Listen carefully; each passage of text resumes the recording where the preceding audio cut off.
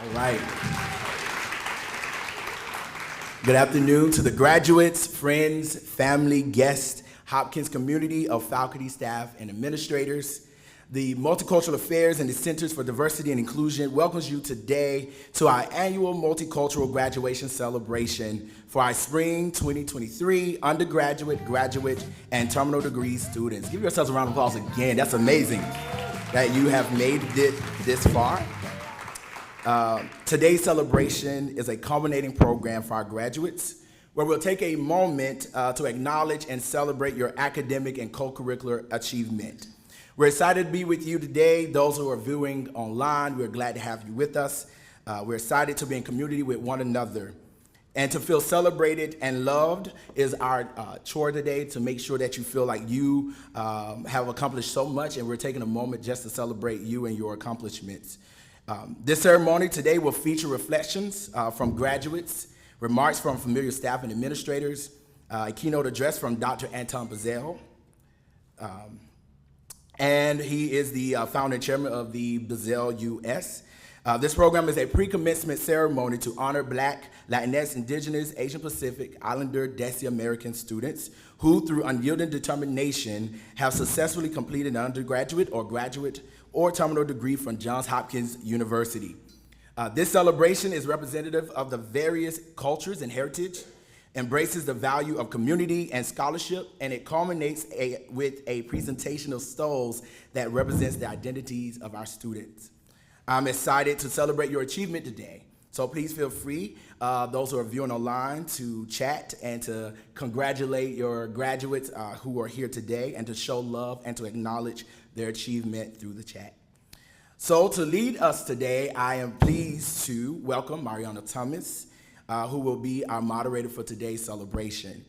I can remember when Mariano showed up a few years ago, and he has really taken on leadership on our campus in such a way that many of us can say that he is one of our leading students at Johns Hopkins University. Let's give him a round of applause for that.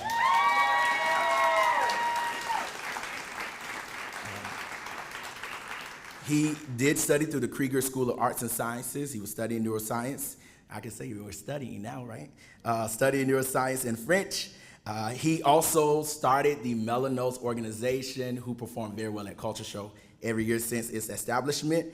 And he's a member of my fraternity, Alpha Phi Alpha Fraternity Incorporated. So it is my pleasure. I must not forget that he's also one of the inaugural mentors for the Black Male Initiative program, and he also was awarded the Mentor of the Year for the program this year. So it's with my pleasure to introduce to you Mariana Thomas, our moderator for today's celebration.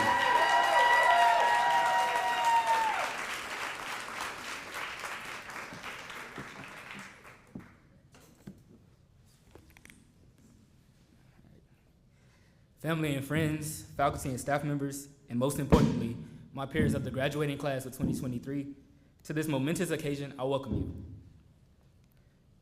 I am Mariano Thomas, and it is an honor to stand before you as the moderator of the 2023 Multicultural Graduation Celebration. Let's give a round of applause to the graduates for completing this remarkable milestone and closing this chapter.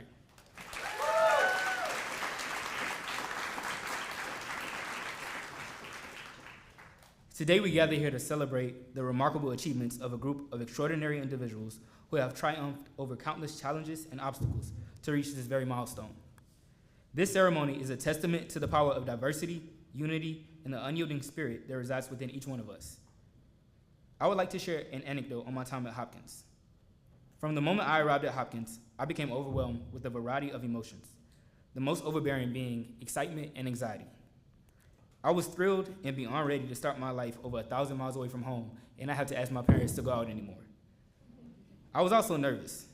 Life, as I had known it for the past 18 years, was about to change, and it was now time for me to forge my own identity and path without the people who had guided me for the past 18 years of my life. By October of our freshman fall, I began to find my group of people and lifelong friends who helped me develop and solidify who I am today by attending events hosted by cultural organizations in which I had the privilege to not only be a member in, but also serve as a leader, such as the Black Student Union, the greatest fraternity in the world, Alpha Phi Alpha Fraternity Incorporated, the Black Male Initiative Program, and my beloved a cappella group, the Mellow Notes. It was these organizations that allowed me to be secure in my Black identity and culture at a PWI. More importantly, they allowed me and every member to be who we are as individuals unapologetically. No culture is a monolith. It is just a unique part of what makes us, us. As we come together today, we embrace the beautiful tapestry of cultures, traditions, languages, and experiences that have shaped the unique journeys of our graduating students. Each of you has brought forth your distinct heritage, adding vibrancy and depth to the academic landscape we have shared. We celebrate not only your academic accomplishments, but also the richness of your backgrounds, as they have enriched the very fabric of our educational community. In this moment of reflection, let us acknowledge the collective effort that has brought us here. We express our heartfelt gratitude to the families, friends, and mentors who have offered unwavering support and love throughout this remarkable journey. Your guidance, encouragement, and sacrifices have fueled the ambitions of our graduates, reminding them that success is not an individual endeavor, but a collaborative endeavor that requires a village. To the graduates, as we stand on the precipice of this new chapter of our lives, remember that our journeys have been anything but ordinary. Our unique stories, struggles, and triumphs have molded us into the resilient, compassionate, and culturally aware individuals we are today. As we embark on new endeavors, let us carry with us empathy, understanding, identity, and a celebration of diversity as we have throughout our time here. Congratulations, graduates. Today we honor you and the beautiful mosaic of cultures that define us all.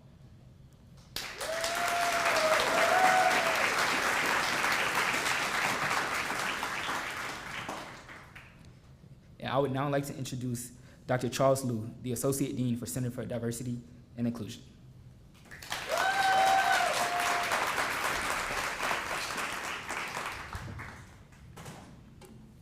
Dang, y'all, Mariano used the word precipice.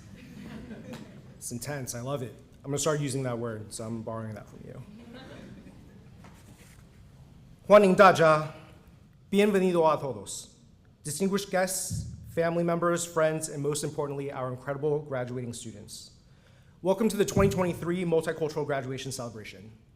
My name is Charles Liu, and I proudly serve as the Associate Dean for the Center for Diversity and Inclusion here at Hopkins.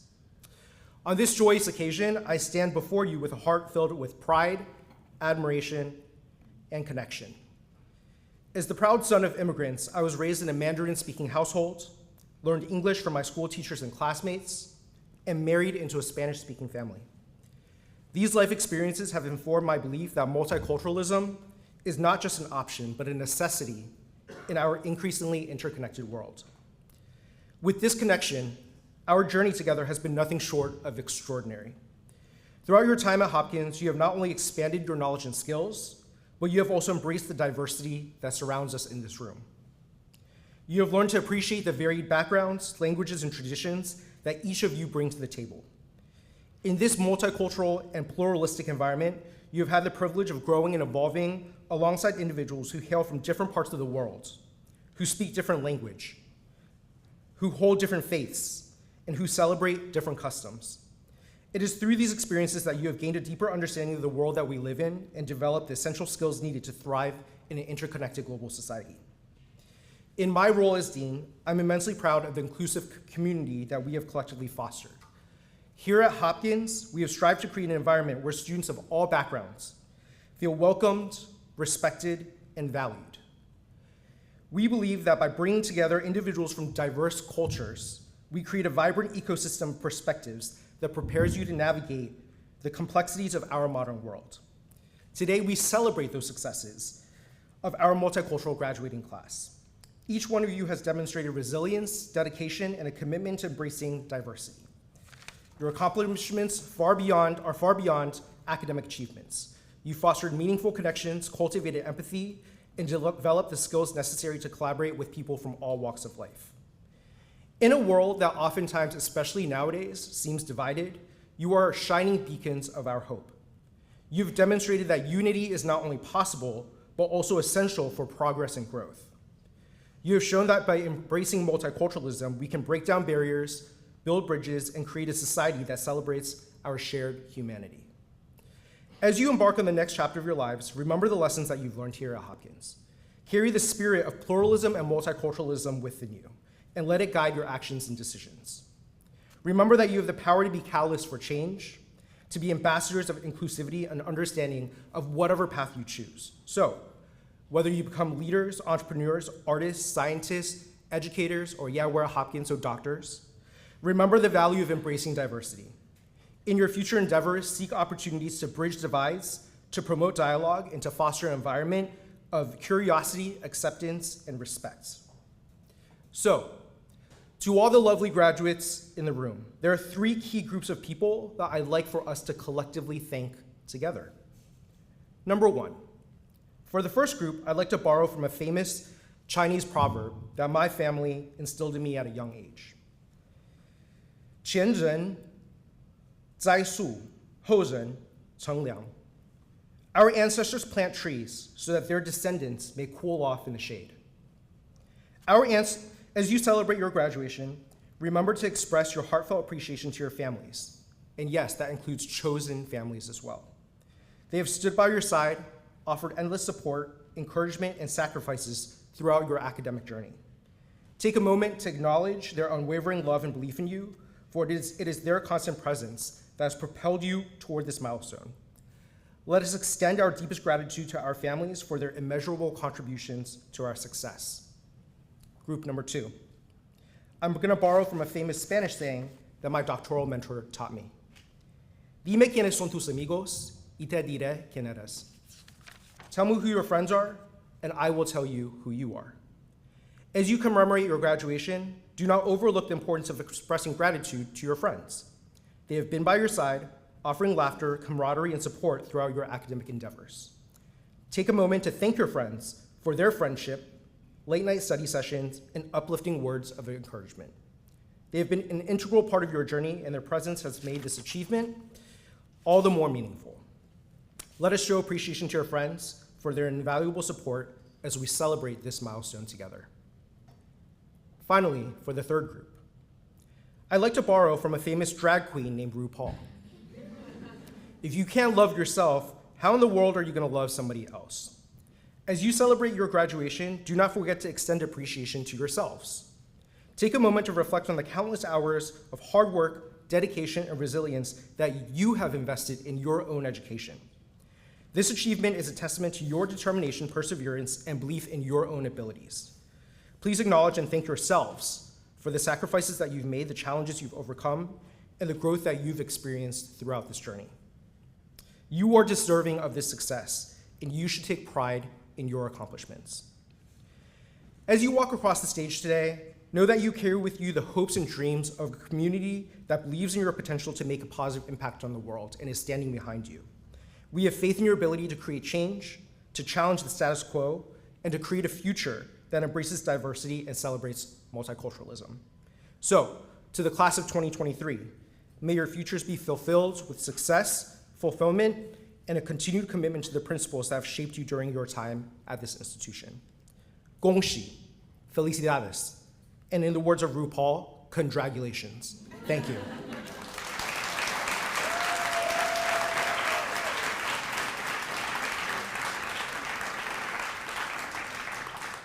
And I would now like to pass the stage to one of our esteemed graduates who will be offering her class reflection, Hadia Ahmed.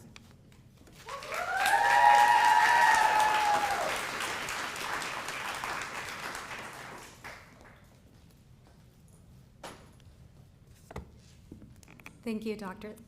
Liu. Good afternoon and assalamu alaikum to friends, family, colleagues, and peers. As a first-generation student and a Pakistani Muslim woman, it is my absolute honor to be standing here in front of all of you today, especially my parents, Mama and Papa. I come from a family of immigrants. Although my parents did not receive a college education, their support has been instrumental in my success. There were times where they did not understand how to support me, but they have stood beside me through it all and have fought for my drive to earn an education within a culture that has not been the most supportive. As I start, I want to take time to honor my parents. To my Mama and Papa, Aapke bagar main kuch bhi nahi. Without you, I am nothing. Now, a big part of resonating with someone's words is getting to know them, breaking the ice. So I'll start by sharing one of my favorite icebreakers that some of my peers may know. What does your name mean to you? My name is Hadia Ahmed. To me, my name connects me to my roots, signifies my relationship with my faith, and is the starting block to who I am and how I show up to the world. Translated, my name means the guide to the right path, stemming from the name Hadi in Arabic, which means guide or leader. Perhaps it is only fitting then that most of my memorable experiences in undergrad have been those of leadership and mentorship. When I say leadership, I don't mean the enumerated positions on our CVs, but instead I think of leadership as the true embodiment of what it means to be a Blue Jay. Building a community and organizing people towards a common cause and finding purpose through it all. Thinking about my leadership in the past 4 years at Johns Hopkins, the following words come to mind: growth, love, and truth. I remember when committing 4 years ago, a high school teacher once told me that I was too quiet, too shy. Someone like me would never succeed at an institution like this. 4 years later, I can confidently say that quiet Hadia has grown into the strong, confident woman I am today. Someone who is not afraid to use her voice. This growth would not have been accomplished without the community that I've built here, my tribe. The people who've allowed me to share the most authentic version of myself and allowed me to know them at their most authentic version. From peers in classes, advisors at OMA, professors in IR, Baltimoreans, everyone I've ever shared a moment with has left an imprint on me in one way or another.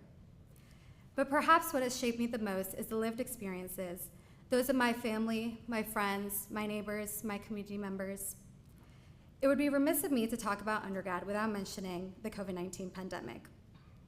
Although a time of reflection and personal growth, it was actually a reality check, a reminder of the institutional challenges that come with being a first-generation student. Instead of taking time off to pursue personal endeavors like baking or gardening, I worked full-time at my parents' restaurant, physically and mentally exhausting myself to the point that virtual classes did not become easy A's, but instead became something I dreaded participating in between shifts. Combine this with facing blatant violence and identity-based hate, my experience at Johns Hopkins has not been easy. Yet grounded within these experiences, I have pursued my education with humility and a keen attention to equity and inclusion, so I can make this experience just slightly easier for others who had a similar upbringing and background like mine.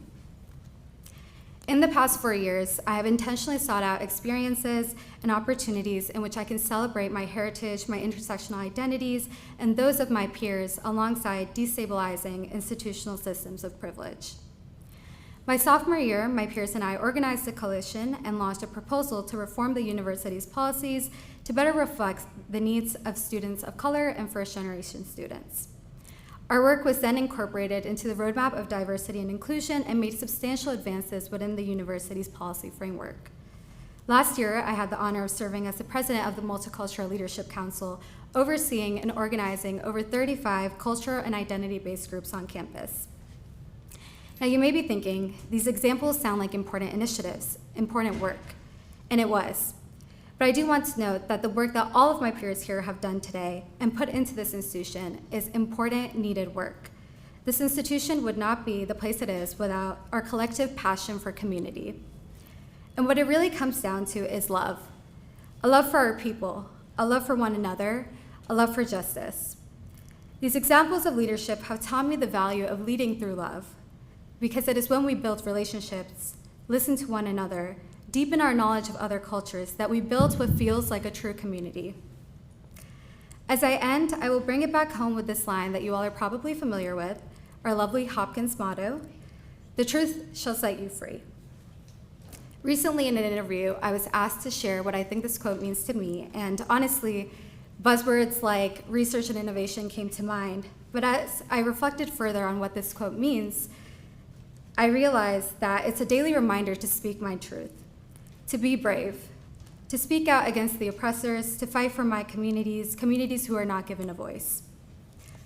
As we end this chapter of our lives, I hope and urge that each of us will do this, that all of us, regardless of where we end up, who we grow into, what we pursue professionally, would continue to speak our truth and use our voices to fight for communities who cannot. Palestinians, Kashmiris, Uyghurs, Muslims in India, all those facing oppression and injustices worldwide. I hope that our fight for collective freedom is driven by a deep and genuine love for one another, because in the words of Bell Hook, love is the truest form of justice. Thank you.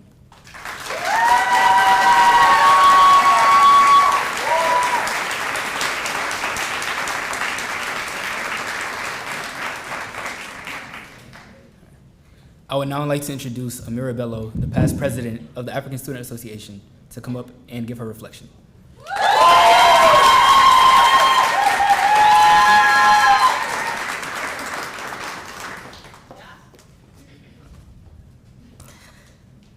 Good afternoon. My name is Amira Bello, and this past year I had the honor of being the president of the African Students Association, which has been the most amazing and fulfilling experience. I owe a lot of who I am today to ASA, and it will always have a special place in my heart. As a Yoruba Nigerian American low-income student, I had huge hopes for my college experience, and my time here has truly surpassed 17-year-old Amira's wildest dreams. I learned the true essence of being forever a Blue Jay, and for that I am indebted. Class of 2023. We were the class that was strict with the spring break, and nothing was the same after that. And even though we basically lost half of our time here to the pandemic, I am so proud of all of us and our accomplishments despite all odds. We are strong, we are brilliant, we are undaunted, we are the future, and we did it. You know how we say a person lived a full life? I think I can say that as I am transitioning out of undergrad, I lived a full college experience. My relationship with the Center of Diversity and Inclusion actually started my freshman year as a peer facilitator for SEED, Students Educating and Empowering for Diversity. Getting to learn about so many inclusive and equitable topics in order to then give trainings on campus gave me such a different and valuable lens of the world. As a pre-med student, I found a way to combine my necessary experiences and my passions, and ended up becoming a DONA certified doula, volunteering at an OBGYN clinic, and becoming a published gynecological researcher. I served as a second-year mentor for the class of 2024, welcoming my cohort to Homewood after being virtual for a year. As a leader and a peer, I've grown so much with every experience, a crucial part of the puzzle, allowing me to move forward with fortitude, propelling forward while leaning back to support others. When I think about my time here at Hopkins, there's one aspect of it that I am particularly grateful for, and that's community, the Black community to be exact. We really have become a family, a large and dysfunctional one at that, which has really made my 4 years here invaluable. Our village has made it possible for all of us to thrive at this PWI. We never had to worry about not having a seat at the table because we were able to create our own. We didn't have to look far to find people that supported us and genuinely cared about us across all 4 classes at any given time. And one thing we knew how to do is have a good time. There are so many memories that I simply can never forget. From being initiated into the most popping Mu Psi chapter of Delta Sigma Theta Sorority Incorporated, and gaining Sisters for Life, to dancing to song after song at the Black Student Union tailgate and formal, being forced to catwalk at Naughty by Nature's hair show, having open dialogue and vulnerability at Female Leaders of Color Black Women's Bonding Night, screaming my lungs out at TDA, Le Temps d'Afrique, their showcase, all the way to ASA winning Student Organization of the Year and our fashion show winning Outstanding Student Program. I am immeasurably thankful to God Almighty for his guidance and blessings on this journey. I am grateful for community. I am grateful for CDI. I am grateful for my last 4 years at Hopkins. And lastly, I am so incredibly grateful for my besties, Jayla, Darren, Michelle, Indira, Crystal, Shaina, Omnia, Josie, and Angel. Hopkins has given me a forever family in you all, and I am blessed beyond measure. This is my love letter to y'all. Thank you, and thank you, Hopkins.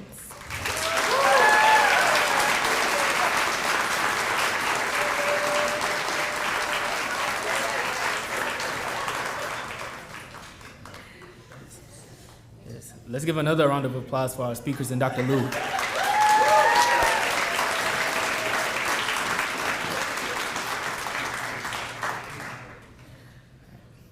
I'm excited to introduce our keynote speaker for this pre-commencement celebration. Our speaker is my dear fraternity brother and a member of Alpha Phi Alpha Fraternity Incorporated, Delta Lambda Chapter, which serves as Sigma Sigma Graduate Chapter. It is my pleasure to introduce Dr. Anton Bazell. Dr. Anton C. Bazell is a physician, entrepreneur, and global chief executive officer of Bazell Global Enterprises, a family of global strategy, consulting, technology, and investment firms that delivers data-driven, research-informed, innovative solutions to complex health, economic, security, and sustainability challenges. Since the founding of the firm in 2010, Dr. Bazell has served as the lead executive officer for the Bazell Companies, which support federal, state, local, and international transformational solutions that help build healthy, secure, and sustainable communities around the world. In 2020, the U.S. Small Business Administration selected Dr. Bazell as Maryland's Small Business Person of the Year and the Southern Maryland Small Business Person of the Year. That same year, Dr. Bazell was appointed to the U.S. Chamber of Commerce Foundation Advisory Board, which advises the U.S. Chamber of Commerce Foundation leadership. Dr. Bazell holds a BA in biology from the University of Virginia College of Arts and Sciences and an MD from the University of Virginia School of Medicine. After receiving his Doctor of Medicine, Dr. Bazell completed his postgraduate residency training in family medicine from Howard University Hospital in Washington, D.C., where he serves as an adjunct faculty member within the Department of Community Health and Family Practice. Please give a round of applause for our keynote speaker, Dr. Anton Bazell.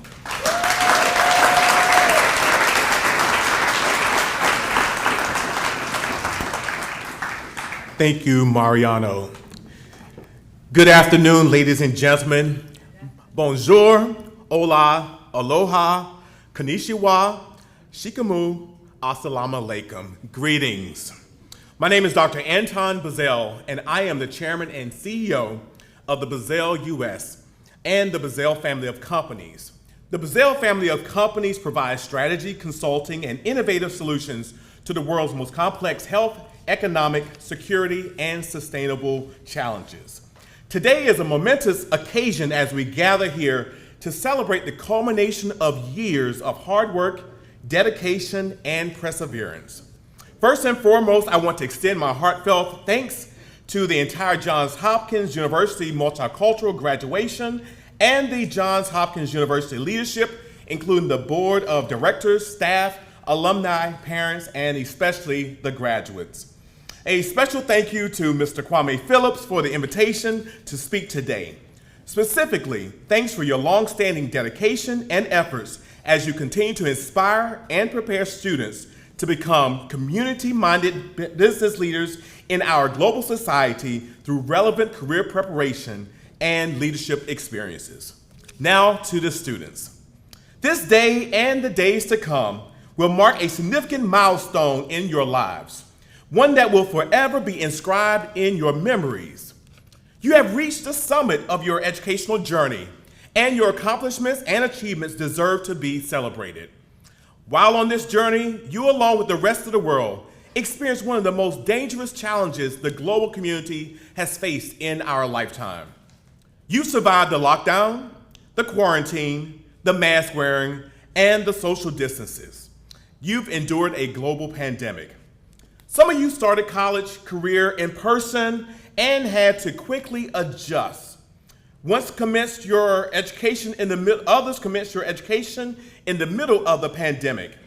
But one thing is for certain, you are all here at this moment, and we celebrate you. You are here in Baltimore, Maryland, on the campus of Johns Hopkins University, in the Glass Pavilion for the 2023 Multicultural Graduation Celebration with one purpose in mind, and that is for those of us who are here and online to honor each of you, our students who come from multicultural identities, and to honor your personal, academic, and extracurricular accomplishments both inside and outside the campus. So today we celebrate each of you. So please join me in celebrating the graduation of our Black and brown students and others across the world.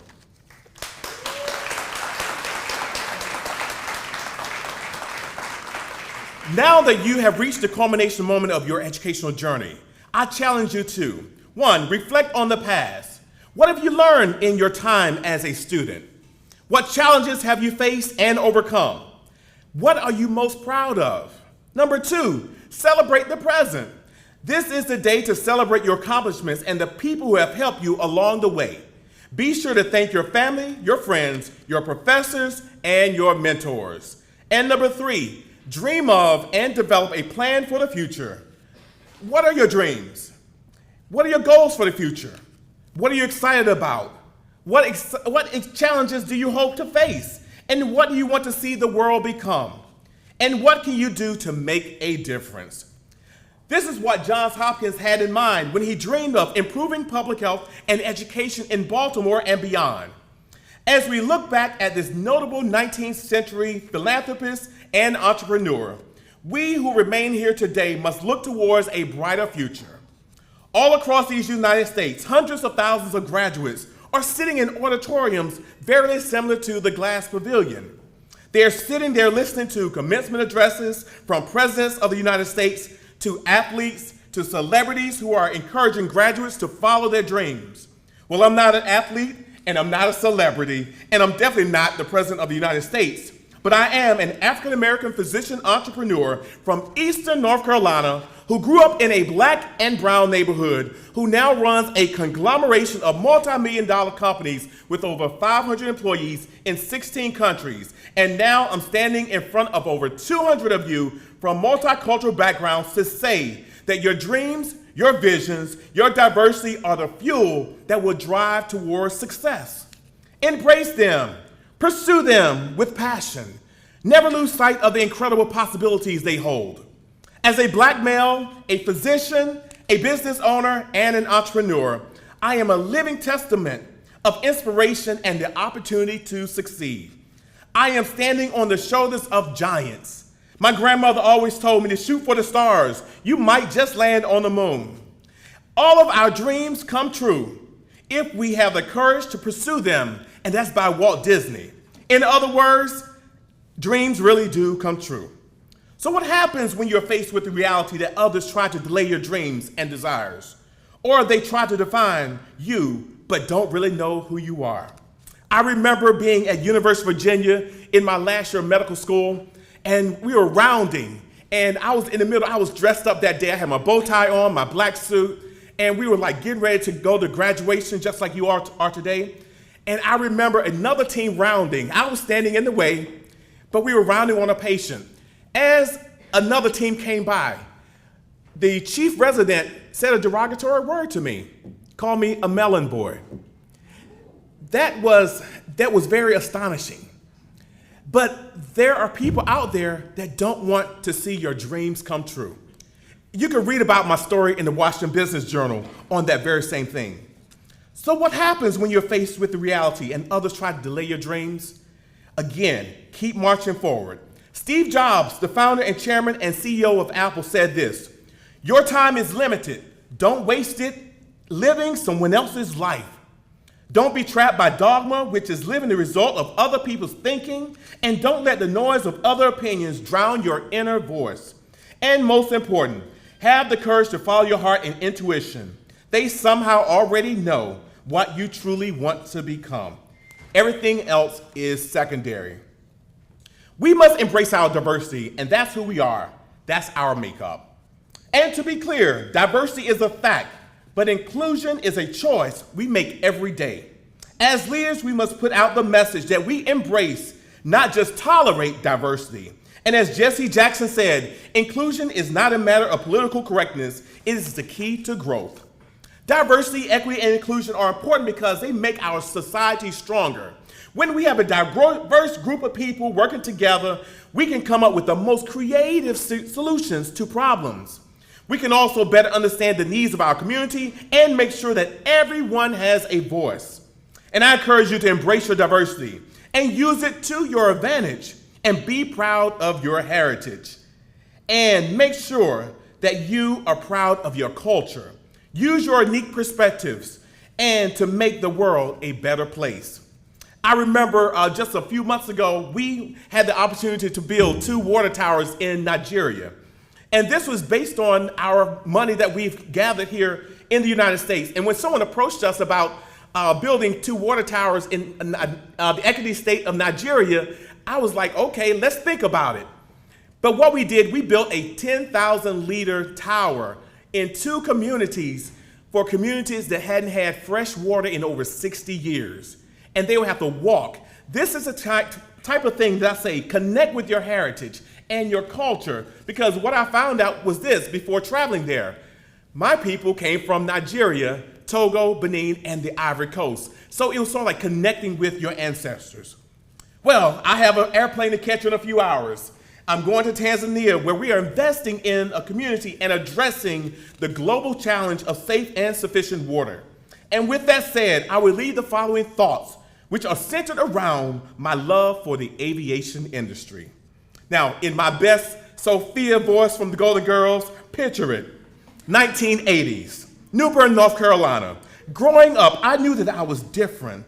I recall life as a preteen, going to school, getting off the bus, completing my homework, playing outside, coming in before the lights came on, eating dinner, watching TV, and for those that understand, waiting for the Star Spangled Banner to come on at around 11 o'clock because the TV went blank.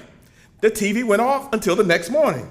Now, life back then was vastly different from what you all have to face today as young adults have to face in the modern day society. We see increased suicide, increased prescription opiate misuse. People are dying. Bullying has increased. And back then, we had 6 to 8 friends. Now y'all got thousands of friends on Instagram, TikTok, and everything else. Growing up, I was always fascinated by flying.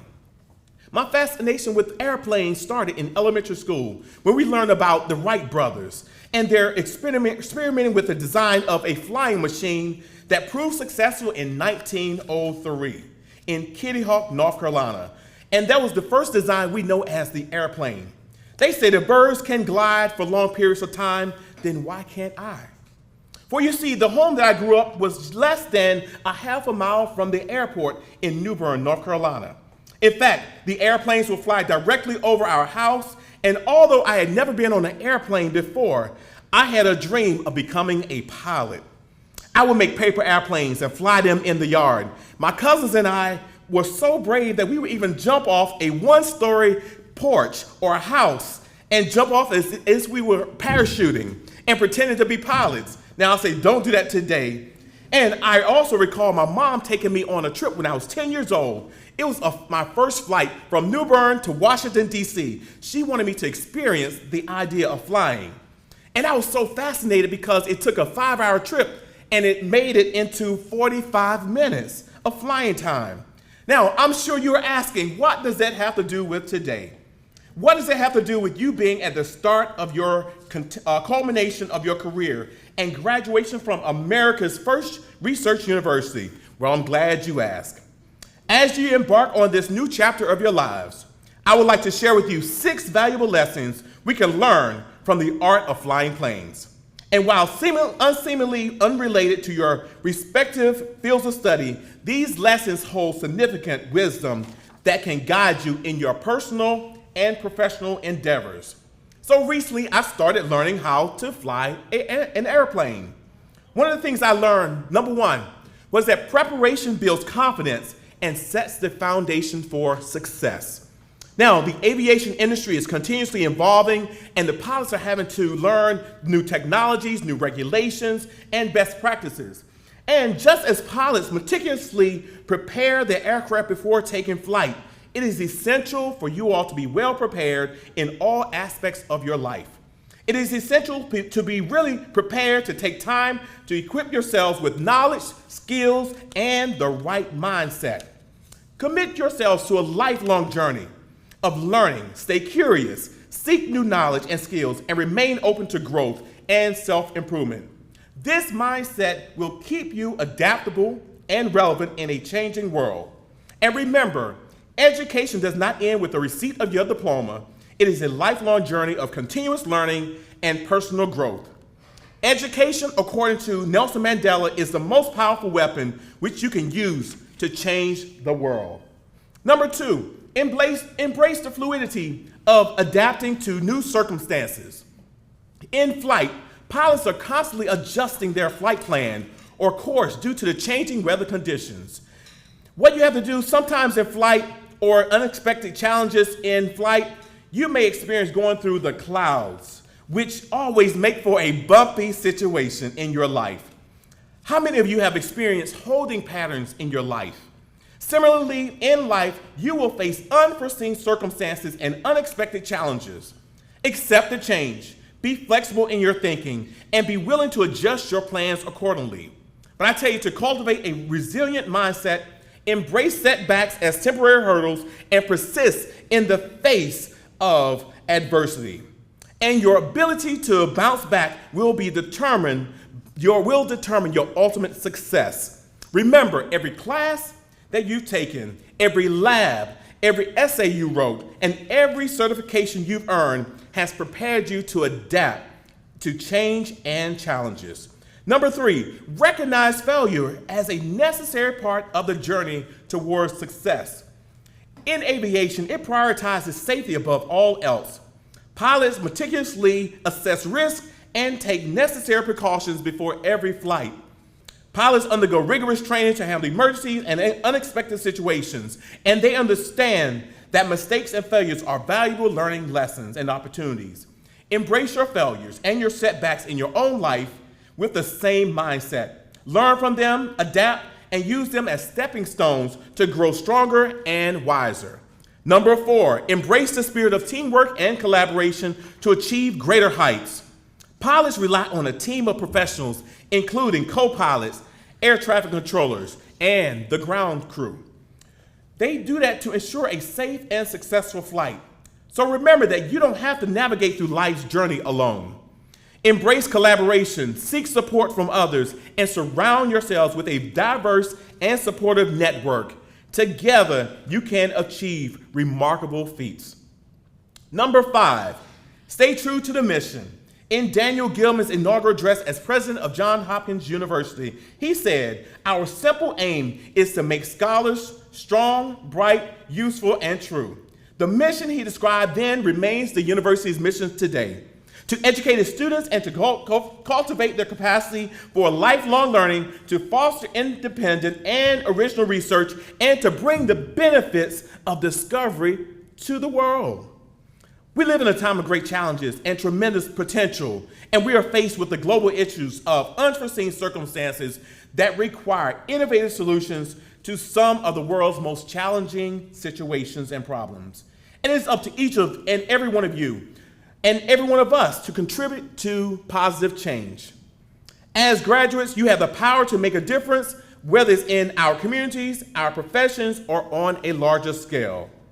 As you embark on this next chapter of your lives, it is natural to feel a mixture of excitement and apprehension. The road ahead may seem uncertain, but the education and the experience you've gained at Johns Hopkins have equipped you with the tools you need to navigate it successfully. So stay true to the mission by embracing opportunities for growth, be open to new perspectives, and never stop seeking knowledge. Let your curiosity lead you, and let your passion drive you to make a positive impact on the world. So as we move forward from this momentous occasion, remember these lessons from flying airplanes. 1, preparation builds confidence and sets the foundation for success. 2, embrace the fluidity of adapting to new circumstances. 3, recognize failure as a necessary part of the journey towards success. 4, embrace the spirit of teamwork and collaboration to greater heights. And stay true to the mission is number 5. By incorporating these principles into your lives, you will soar to great heights and achieve extraordinary things. And for those of you who are keeping track of the number of lessons, yes, I said 6 lessons. The one thing that I didn't tell you is this: when you're flying an airplane and you reach some turbulence in your life, or when you get weary in well-doing, or you just don't know what to do or who to turn to along this journey called life, remain confident that solutions exist for every problem you face. That solution is called an autopilot system. Autopilot is a system used to control an aircraft's trajectory and flight parameters without direct input from the pilot. It is designed to assist and relieve the pilot of certain tasks, particularly during cruising phases of flight. So an autopilot helps maintain a desired heading or the direction, the altitude or your height, and the airspeed or your speed. When you glance at your own flight pattern, or when you look back over your life and you think things over, you would notice that your flight pattern has been ordered by someone other than you. For some, that autopilot may be your families and your communities. But I say there is an autopilot flying somewhere above 40,000 feet, somewhere in the clouds, who knows your future. Someone up there that keeps you soaring to higher heights than what you could ever think, see, dream, or imagine.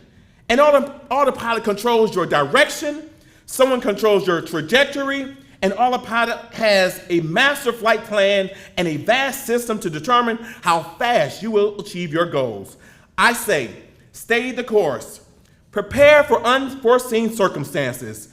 Fasten your seatbelts low and tight across your lap, and keep them fastened during taxi, takeoff, and landing, and when the seatbelt sight is illuminated. And in case of emergency, locate the nearest exit. And in case of a sudden loss of cabin pressure, oxygen masks will deploy. Secure your own mask before assisting others. And in case of a water evacuation, your life jackets are located under your seat. And blow into the tube, and in a water evacuation, the light will illuminate. I say, hold on. Put your crash helmets on. You are prepared for landing, and when you land, remember to give back to your community. Create a world where everyone is valued and respected, regardless of their background. Create a world where everyone has the opportunity to succeed. And as you are aware, life usually doesn't follow the plans that you lay out for yourselves. And when that happens, aside from the educational tools you have, your community will come to your rescue. If you give back to them, they will give back to you. And you will all experience the highs and the lows of life, and the difficult and the easy. Your true success will be defined by who you handle and how you handle both these times while in flight. The important thing is you have already taken the initial steps needed to build a more promising future. So in closing, I want to once again congratulate the graduating class of 2023. Your achievements are a testament to your hard work and determination. And as you step into the world as graduates, I encourage you to dream big, pursue your passions, and never stop believing in yourselves. May your journey be filled with successful flights, higher heights, and remarkable achievements. Thank you all.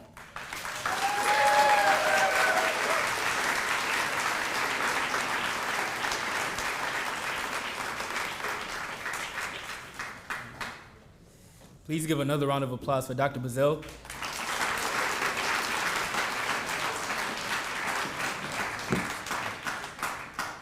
Dr. Bazell, we would like to thank you for sharing these words of wisdom with us and spending your time with us as you are very busy. We would like you to come up, and we would like to give you a token of our appreciation.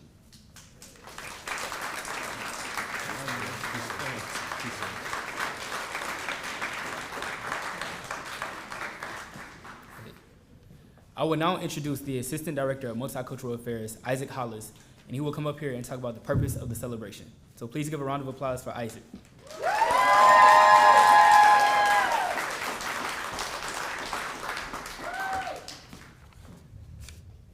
Hey y'all, it is my pleasure to welcome students, families, and faculty, staff, and community members to today's celebration. Every one of you has made an impact on the graduates who are here today. Graduates, you did it, and now it's your time. Now it's time to recognize your accomplishments. As I was preparing for today's ceremony, I reflected on the history and importance of the graduation stoles. I would like to share with you all today that the word stole comes from the Latin Greek word stola, which in English means garment. Historically, the stole's importance dates to medieval times when the Church of England was heavily involved in educational institutions. The beginnings of stoles, gowns, tassels, and cords heavily resemble those worn by clergymen to signify their position. In academic settings during this time, the clothing of scholars often replicated that of the church. Over time, stoles started to be worn by scholars to distinguish scholars in society. Graduation stoles eventually transitioned into a more modern display of a student's uniqueness.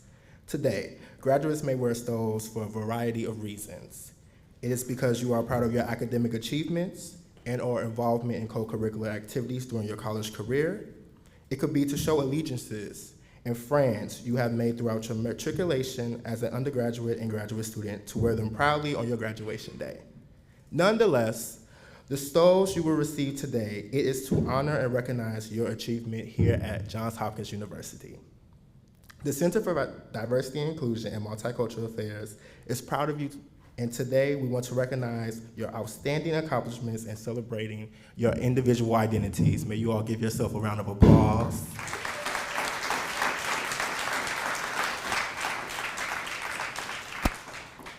Okay, so it's that time, y'all. So may I please ask that the second row stand up and follow the direction of Faith. And may I please ask Dr. Charles Liu and Dr. Damani Piggott to come up. Thank you.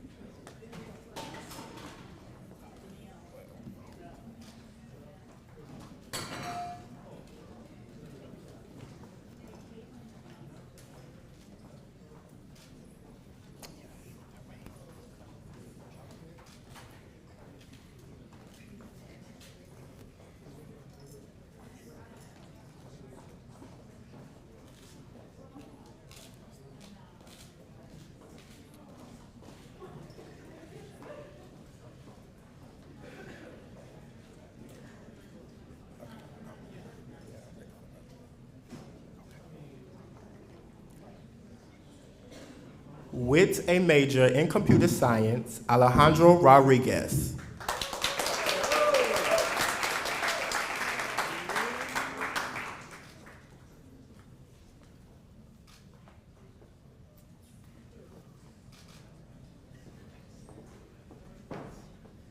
With a major in computer science, Marcelo Morales.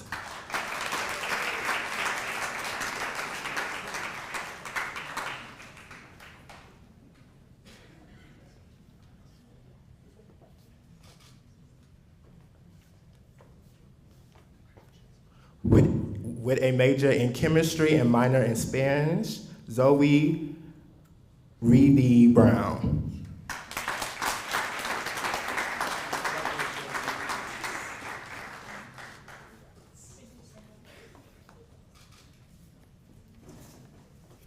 With a major in computer science, Alan Raposo.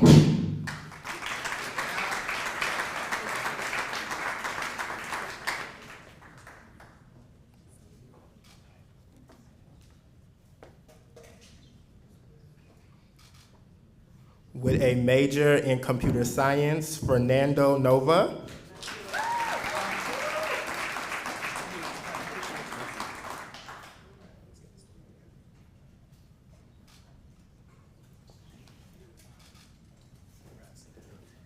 With a major in psychology, Rocio Mayorga.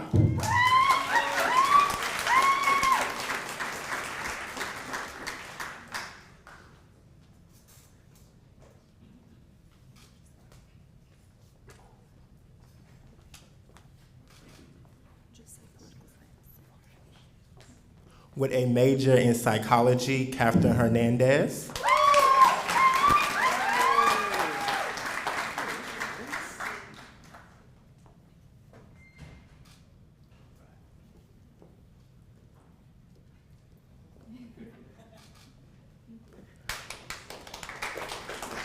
With a major in political science, Michaela Chua.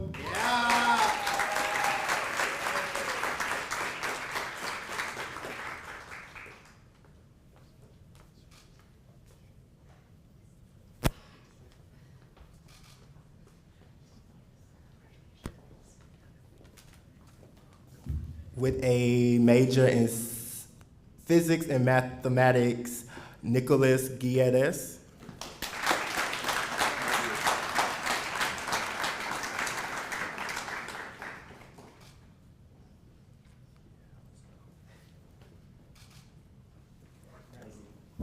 major in public health, Pamina Mejia.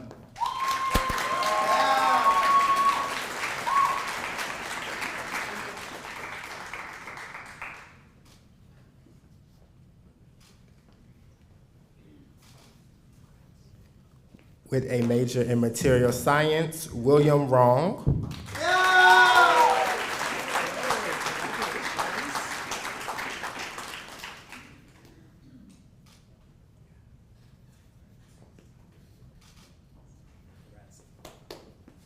Getting a Master's of Science in Nursing, Brianna Hardy.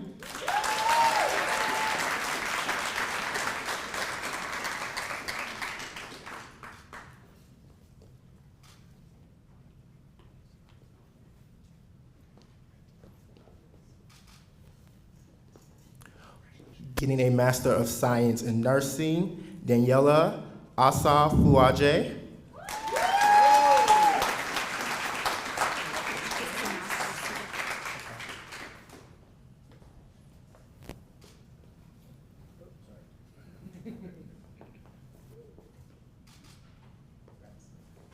With a Master's in Nutrition, Sydney Miles.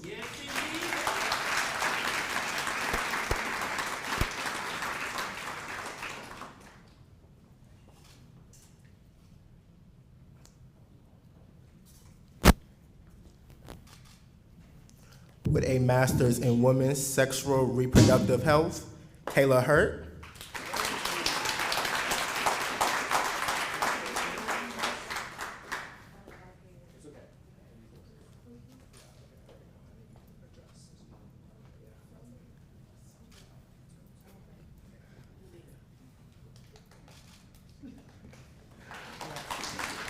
With a Master of Science in Public Health and Maternal Child Health, Monica Watat.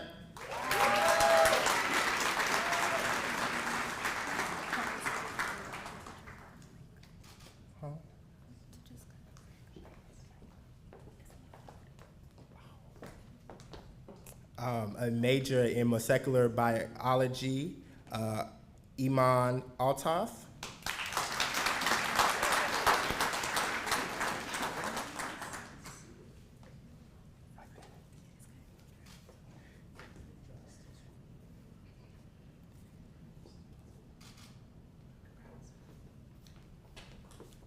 With a major in public health, Ingrid Villarreal.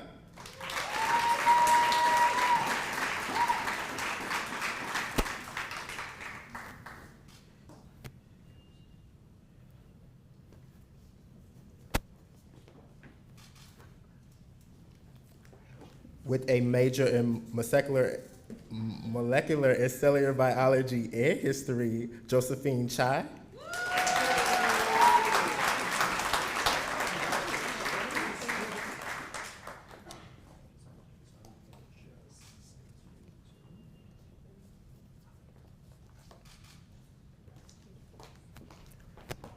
With a major in chemical and biomolecular energy, Michelle Mokea.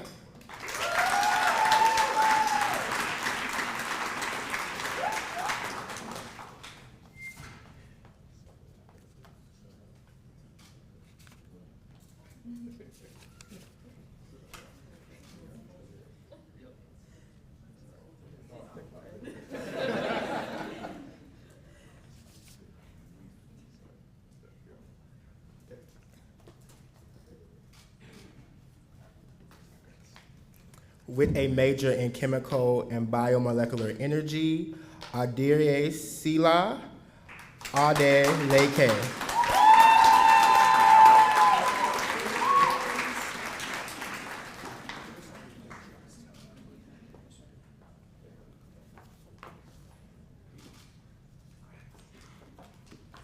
With a major in public health studies and psychology, Omenia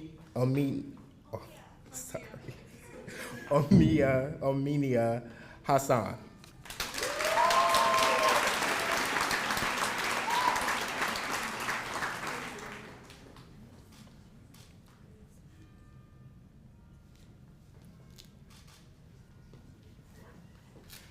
With a major in neuroscience and public health studies, Indira Somerville.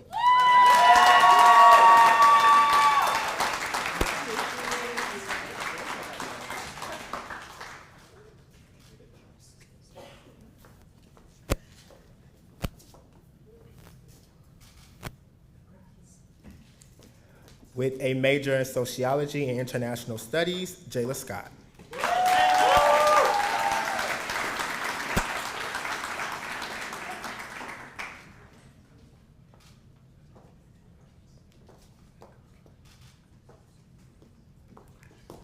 With a major in computer science and a minor in visual arts, A.B. Abdullah.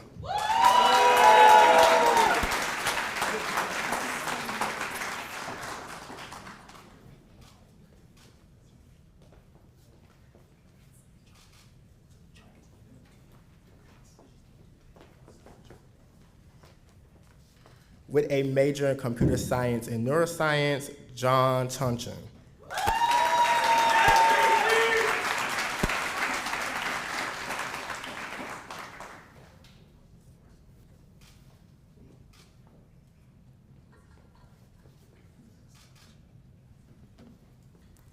With a major in psychology and a minor in visual arts, Sarah Lee.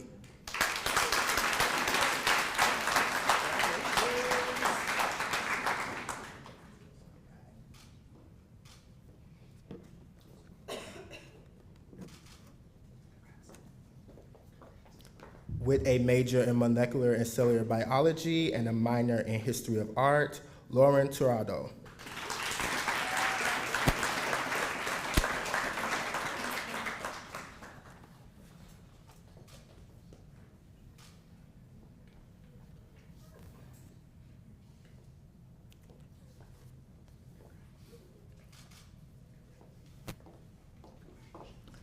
With a major in behavioral biology and Spanish, Jessica Durer.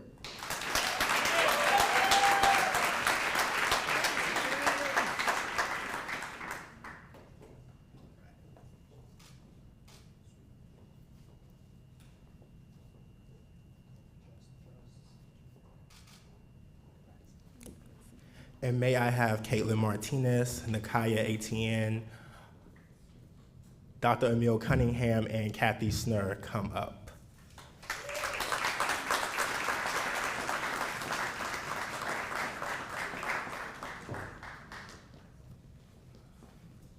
Hello, everyone. Can we have row 3 start lining up by Faith over there?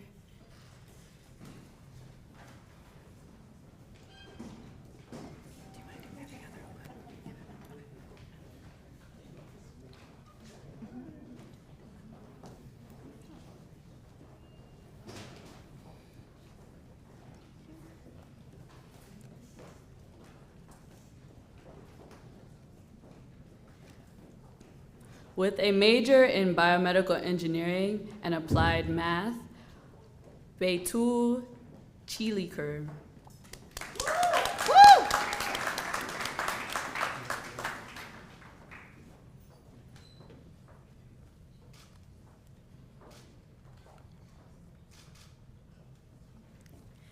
With neuroscience and psychology, Akshata Balaji.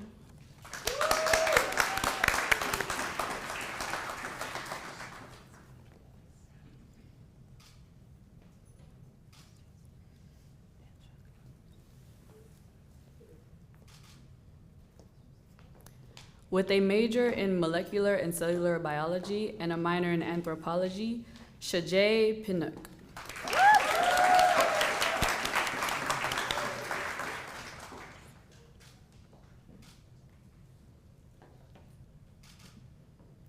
With a major in international studies, Spanish and financial economics, Raymond Perez.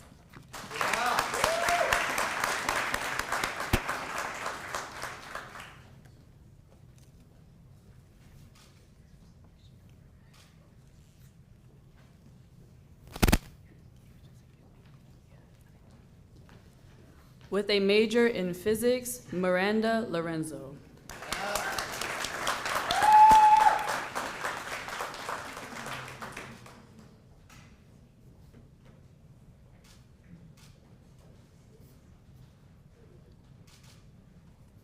With a major in Chem BE, Nicole Jimenez.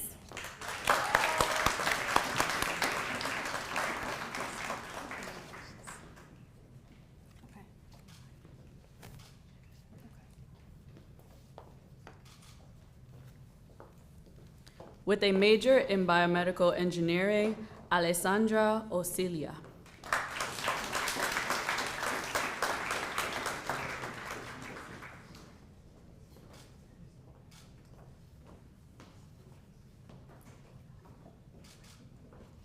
With a major in molecular and cellular biology and public health studies, Selena Liu.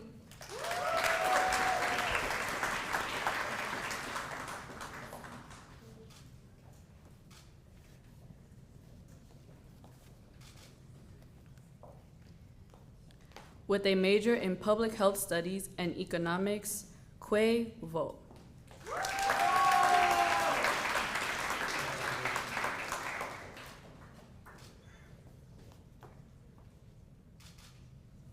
With a major in public health studies, Isabel Veloso.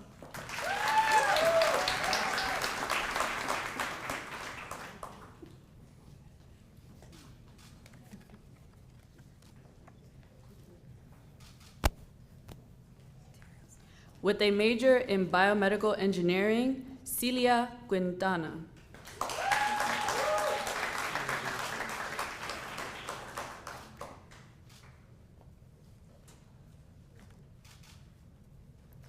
With a major in material science engineering, Omar Khan.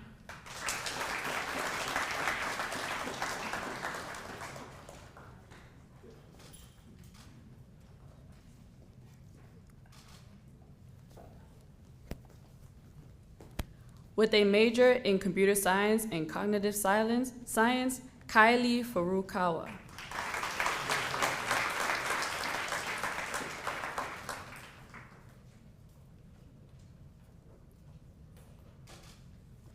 With a major in natural sciences and a minor in psychology, Isaiah Norman.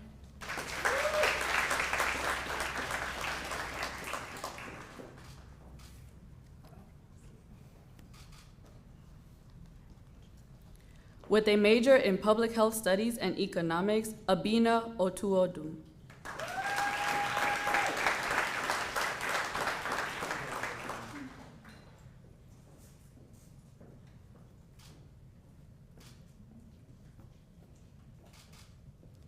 With a major in chemistry, Sarah Duran.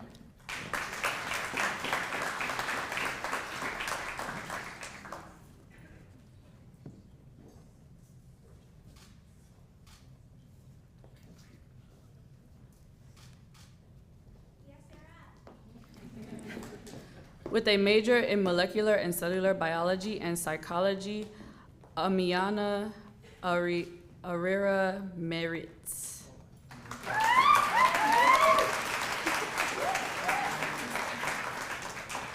With a major in molecular and cellular biology, Rebecca Burhani.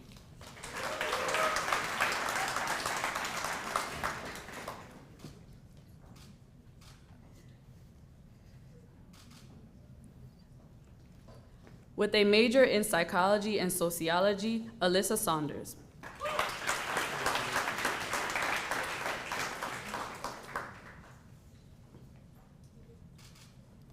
With a major in neuroscience and a minor in psychology, Soo Yun Park.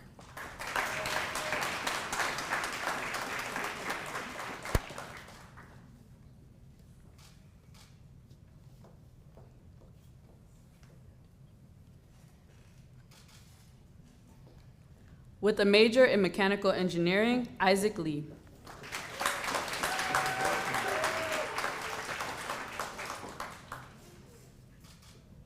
With a major in biomedical engineering and a minor in entrepreneurship and management, Benjamin Dubner.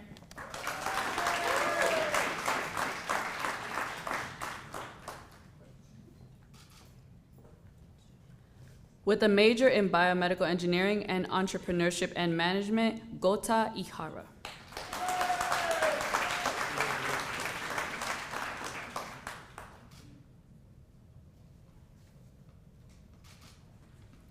With a major in biomedical engineering, Chun Hei Ryan Chan.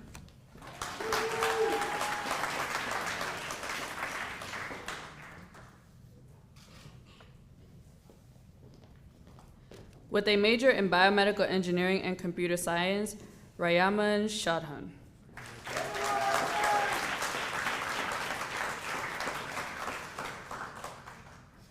With a major in neuroscience, Natalia Gonzalez.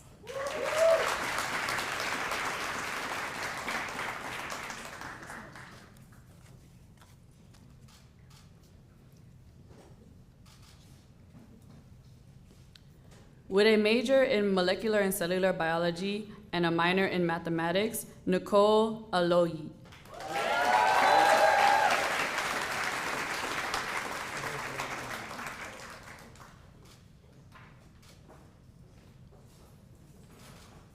With a major in public health and entrepreneurship management, Oluchi Obumna.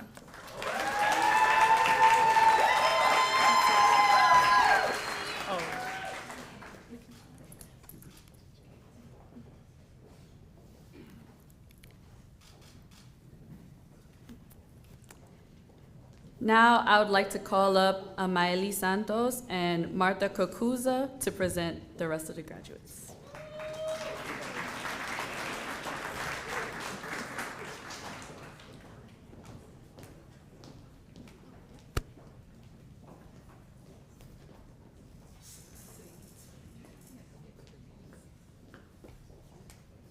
Hello, everybody. My name is Amaeli Santos Rivera. Saludos a todos. Thanks for being here. I will start now. With a minor in molecular and cellular biology and psychology, Fatima El Zamzami.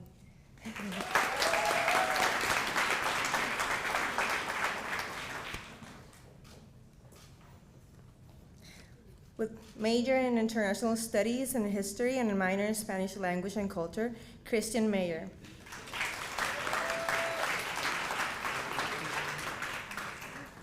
Major in biology and a minor in psychology, Fatin Diop.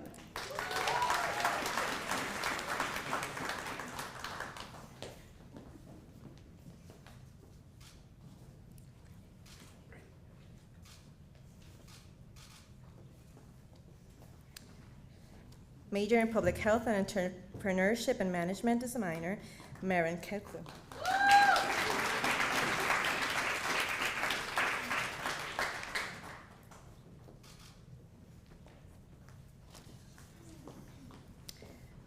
With major in public health and a minor in psychology, Sarah Kuryaman.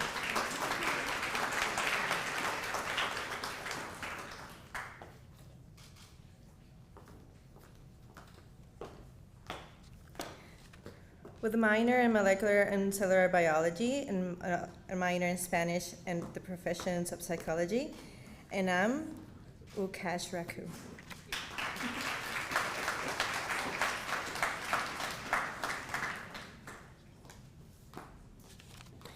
With a major in public health and a minor in psychology, Yordan Oz D. Jen Ife.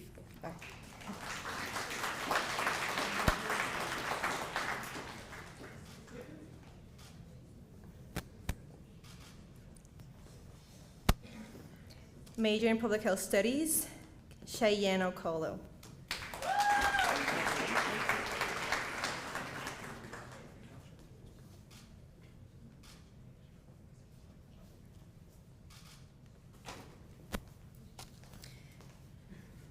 With a major in public health as an undergrad, Nicole Ucheya.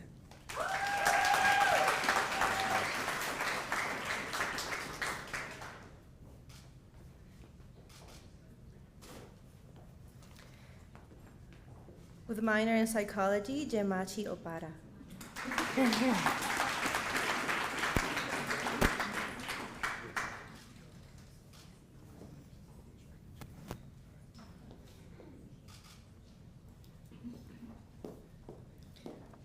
With major on molecular and cellular biology and public health, Phoeben Welde.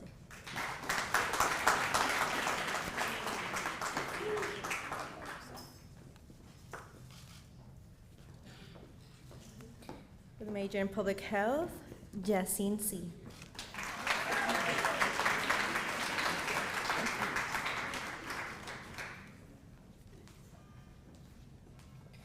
With a major in neuroscience, Loic Sangwa.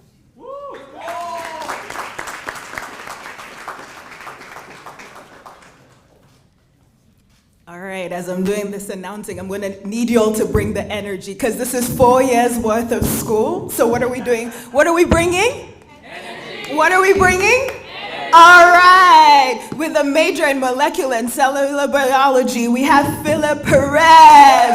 Energy.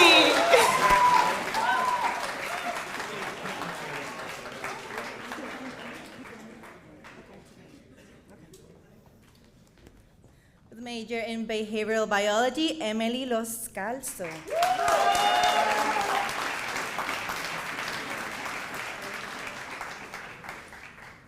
Energy again. With a major in biophysics and environmental studies, we have Romania Rojas.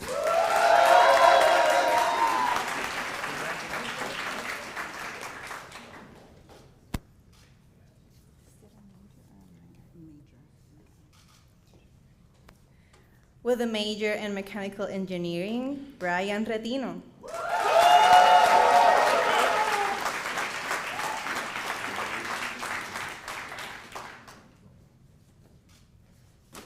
With a major in molecular and cellular biology, we have Sophia Angel.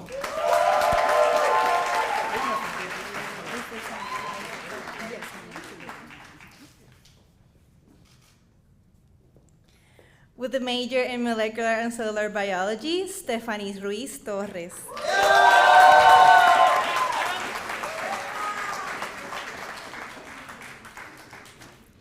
With a major in biomedical engineering, we have Cristo Martinez.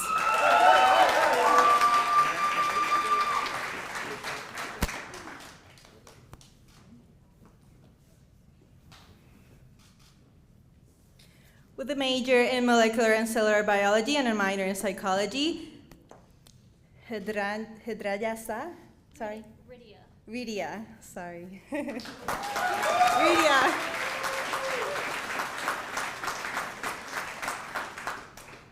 We have a double major, public health and psychology. We have Ritika Parbi.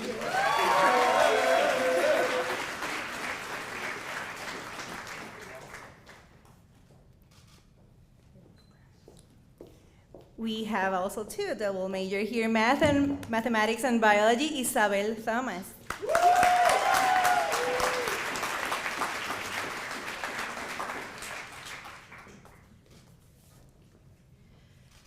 With the Masters of Science in Engineering, Biomedical Engineering, we have Harambe Kuldap Gupta.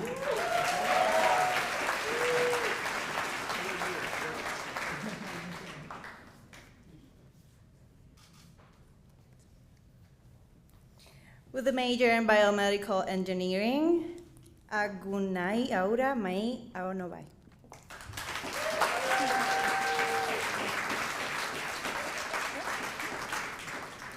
With a major in international studies and a minor in Africana studies, we have Kutra Patel.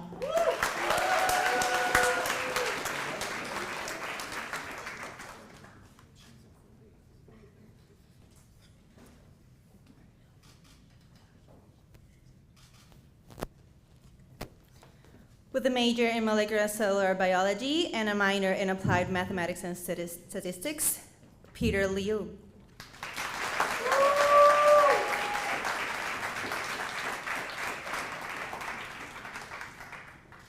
With a major in chemical and biomedical engineering, we have Folanle Koloshe.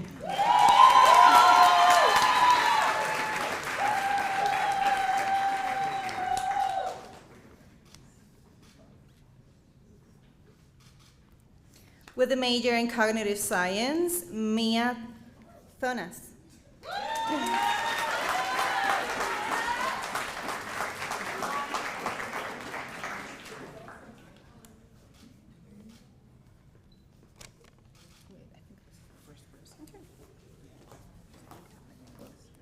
With a major in computer science, Kevin Velasquez.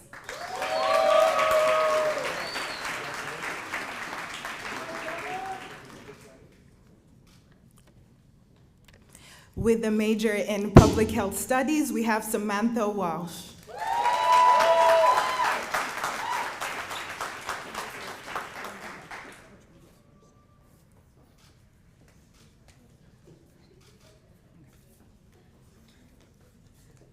With a major in public health and international studies and a minor in Latin American studies, Emma Bocanegra.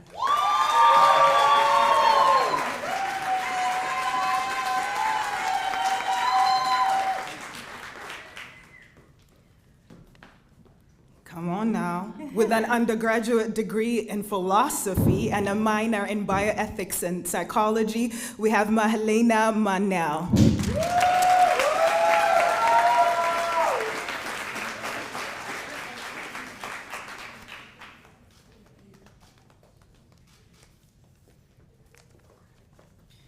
With a major in computer science and a minor in visual arts and marketing, Shaina Gabala.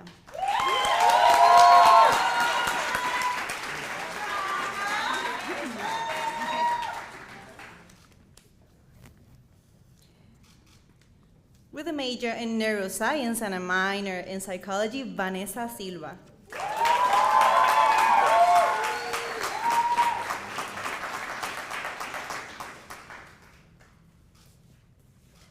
With a major in chemical and biomolecular engineering, we have Kenzie Thorpe.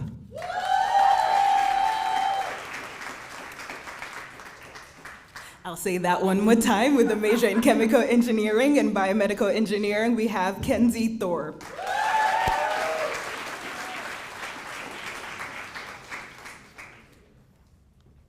With a master's in robotics, Capi Ketan Menta.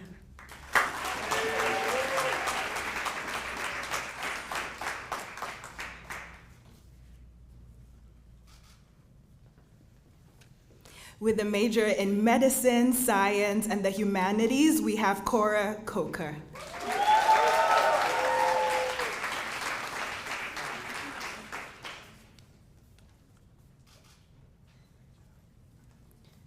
With a major in chemistry and Spanish, Brahim Rishdon.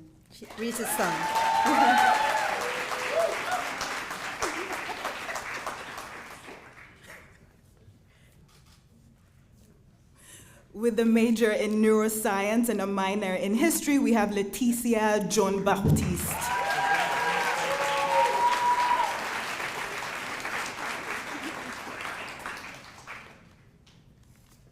With a major in neuroscience and public health studies, Vini Parrique.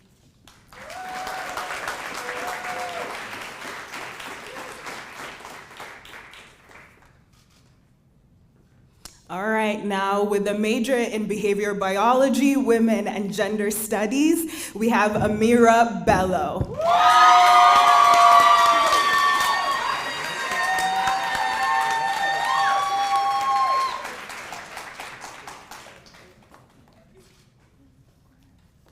With a major in public health studies and a minor in Spanish and for the professions, Helen Taylor.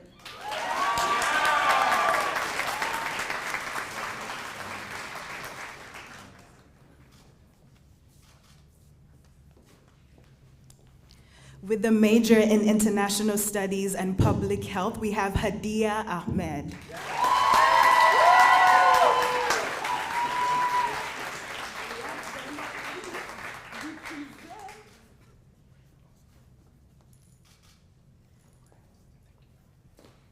And I have the honor to present a major in neuroscience and French, Mariano Thomas.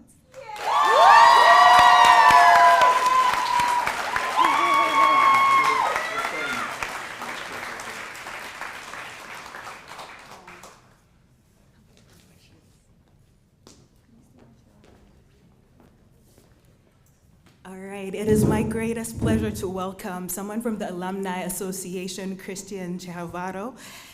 He was a Krieger student with a BA from 2014 and is the co-founder of HELLO, the Hopkins Organization for Latinx Alumni, and a member of JHAA Alumni Council. His research focuses on closing the data divide in healthcare among underrepresented populations. Thank you so much for honoring us with your presence, and you're welcome.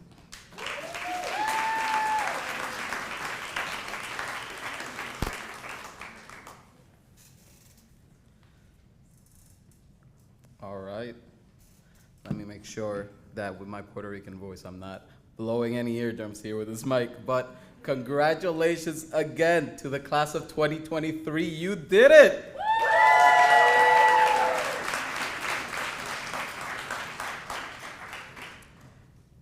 I just want to take the time to thank all of the family and friends who showed up today to celebrate your graduate. And today, honestly, it's all about community.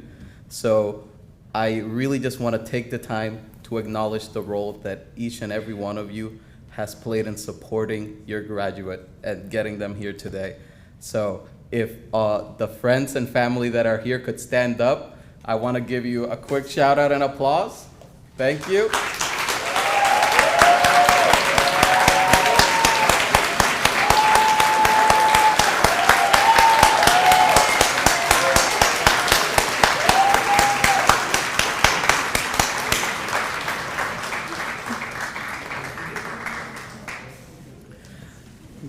Graduates, I remember sitting where you are 9 years ago and feeling much the same thing. Very exhausted, but also very relieved and very grateful to have finally crossed the finish line. While during your time here at Hopkins, I'm sure you have made many irreplaceable brothers and sisters in the class of 2023. I just want to reassure you that their solidarity and their support is not going away. Because that day that I was sitting where you are, while I was relieved that I was leaving behind the long nights of studying, momentarily, of course, for many of us, and also leaving behind the piles of homework, I was also very much dreading being separated from what I want to really call transformative friendships that I have been blessed with during my time here at Hopkins. And while you all have fellow brothers and sisters in the class of 2023, you all made it here to the finish line. Today, you will join an even larger family of aunts, uncles, and cousins in the Alumni Association. And today, now that you are embarking on a new stage in your life, I want you all to know that you can count on us. Whether it's help with your resume, mock interviews, mentorship, all the way to potentially organizing or assisting with disaster relief efforts, or, you know, I have to slide this in here, yes, even deflecting an asteroid, you can count on your fellow change makers to help you chart your course.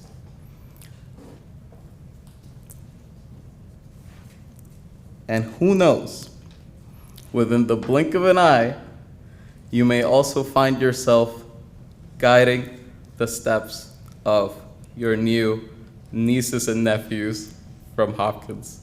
So I just want to say congratulations again to the class of 2023, and I hope you continue to find support, growth, and love within the Alumni Association and your fellow graduates here today. I am sure you all are going to get yourself into very good trouble.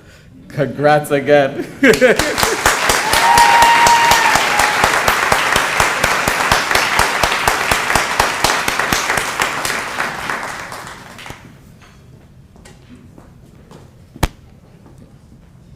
And now to give the closing remarks, I would like to invite up Helen Taylor.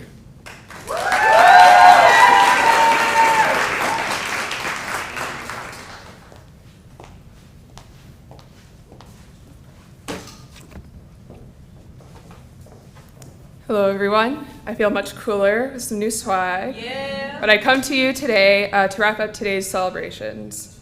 Looking back at my time at Hopkins, I first came here and I told everybody, oh, I'm from Texas, I'm from Dallas, I'm one of 6 kids, I'm Paraguayan, and I was a pretty stuck-up know-it-all. In the past 4 years, I have since been very much humbled, but I have also had many transformative experiences.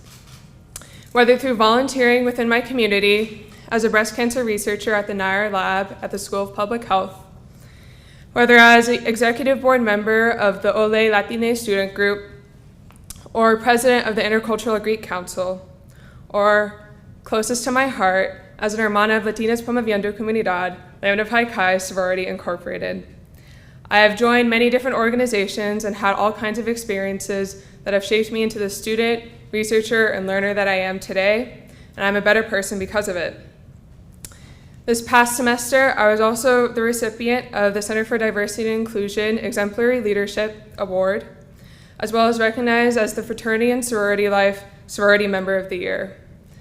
I am very honored to have been a recipient of those awards, and now I'm honored to speak to you, my fellow multicultural graduates. I wish all of my fellow graduates a huge congratulations.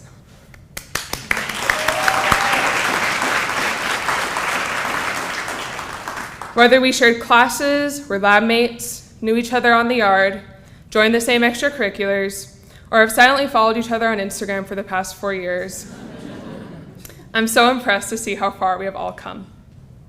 It is no small feat.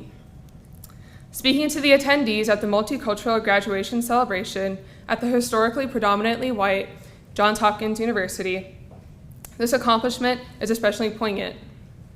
I'm talking to the students that are immigrants, children of immigrants, descendants of those whose lands were stolen, descendants of those who were stolen from their lands, international and transfer students.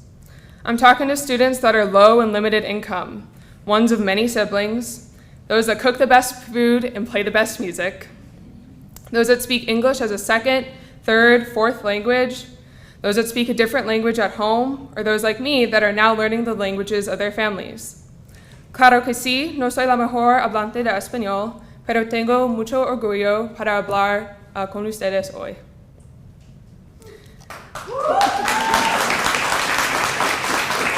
I've got more. I'm talking to students that were told the BS that they only got in because of their race or ethnicity. I'm talking to students that did homework around work schedules, that overloaded on credits, that founded, joined, and led student organizations, that sought and built communities that they lacked, that mentored those that came after them,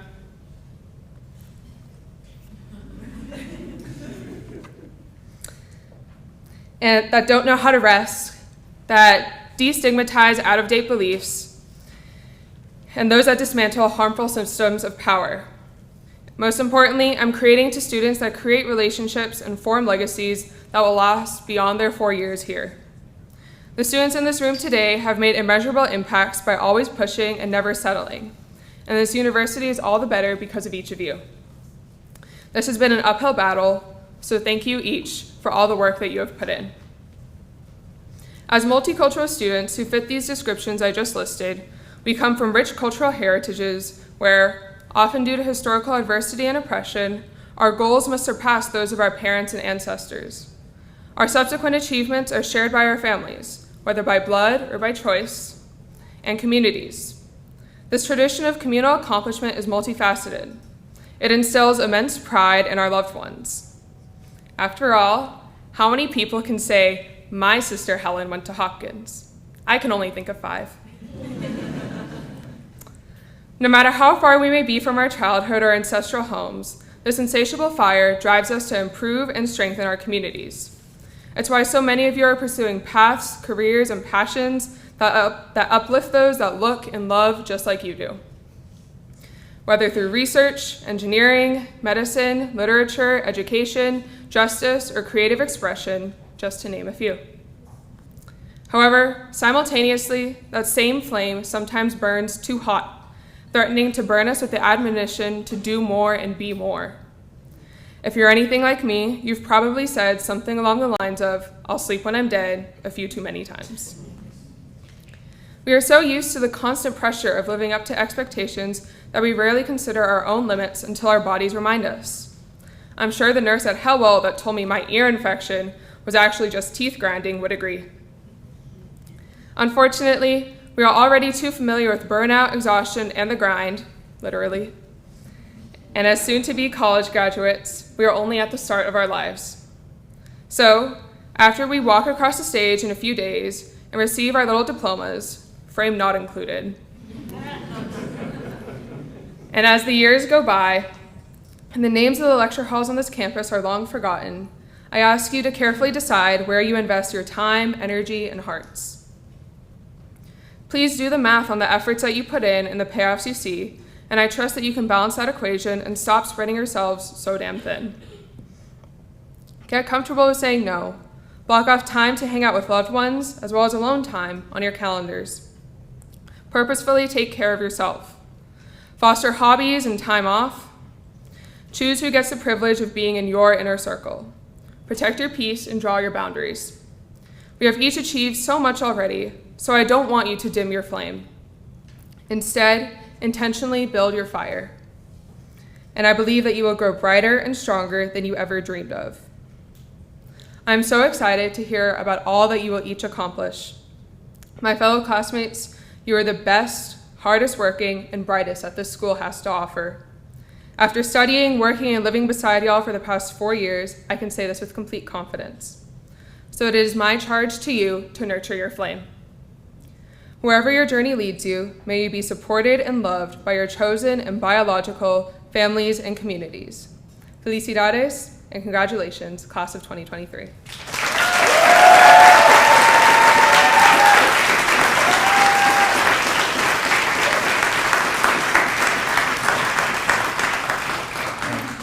And now I would like to invite Isaac Hollis to give us the closing acknowledgments.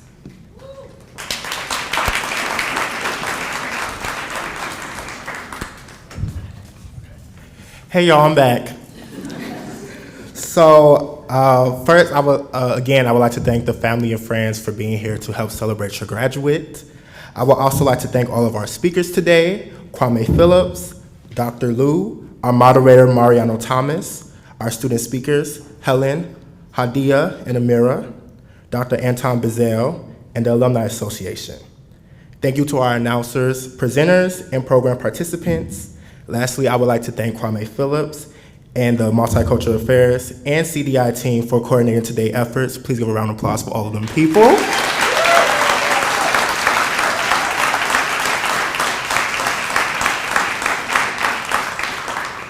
Okay, y'all. This is the last time I'm gonna say it, so after I say it, I need the loudest cheer y'all got in y'all, okay? And once again, congratulations to the class of 2023.